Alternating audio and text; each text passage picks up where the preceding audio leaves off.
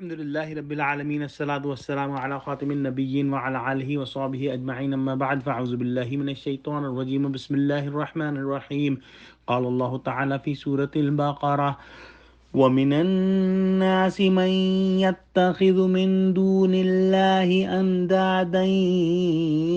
يحبونهم كحب الله والذين آمنوا أشد حبا لله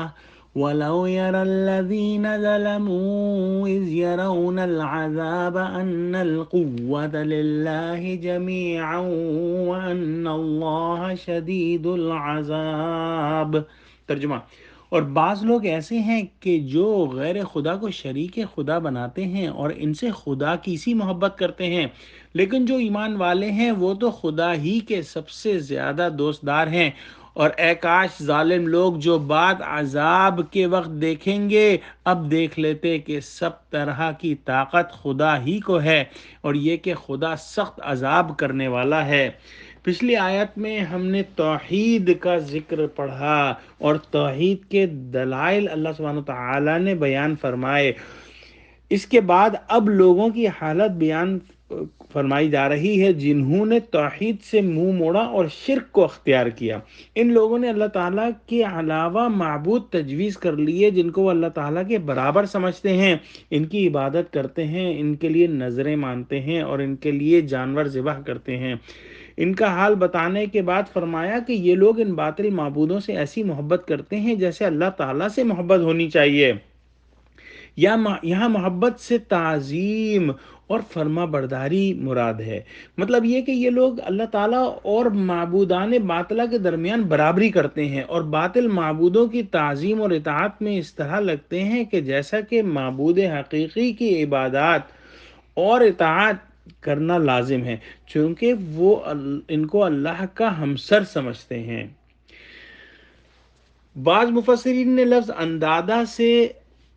قوم و قبیلے اور علاقے کے بڑے لوگ مراد لیے ہیں، یعنی بہت سے لوگ اپنے جو رؤسا ہوتے ہیں یا اپنے جو بادشاہ اور وزیر اور بڑے مستند پہ لوگ ہوتے ہیں ان کو ایسا مطاع مانتے ہیں جیسے اللہ تعالیٰ کی تعظیم اور فرما برداری کرنا لازم ہے۔ اس کے بعد اللہ سبحانہ وتعالیٰ نے فرمایا کہ جو اہل ایمان ہیں وہ اللہ سے سب سے زیادہ محبت کرتے ہیں، کیونکہ اہل ایمان جو اللہ تعالیٰ سے محبت ہے وہ کامل ہے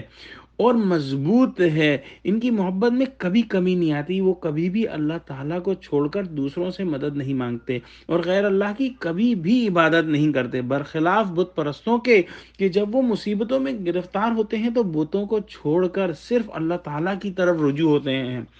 مثلا جب کشتی میں سوار ہوتے ہیں اور وہ ڈوبنے اور ڈگمگانے لگے تو سارے معبود کو چھوڑ کر صرف اللہ تعالیٰ ہی سے نجات کا سوال کرتے ہیں، اور دوسرے احوال میں بھی جب کوئی پریشانی ہو اس کا مظاہرہ ہوتا رہتا ہے۔ ایک زمانے تک کسی بت کی پوجا پاٹ کرتے رہتے ہیں، پھر اسے چھوڑ کر دوسرا بت تراش لیتے ہیں اور اس طرح سے جو ہے وہ ان کی اطاعت بدلتی رہتی ہے۔ اس کے بعد اللہ سبحانہ تعالیٰ نے فرمایا کہ جن لوگوں نے اپنی جانوں پر ظلم کیا ہے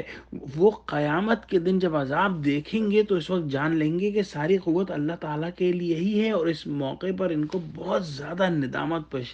پشیمانی اور شرمندگی ہوگی جس سے کچھ بھی فائدہ نہ پہنچے گا۔ یہ جو ہے کیا کہتے ہیں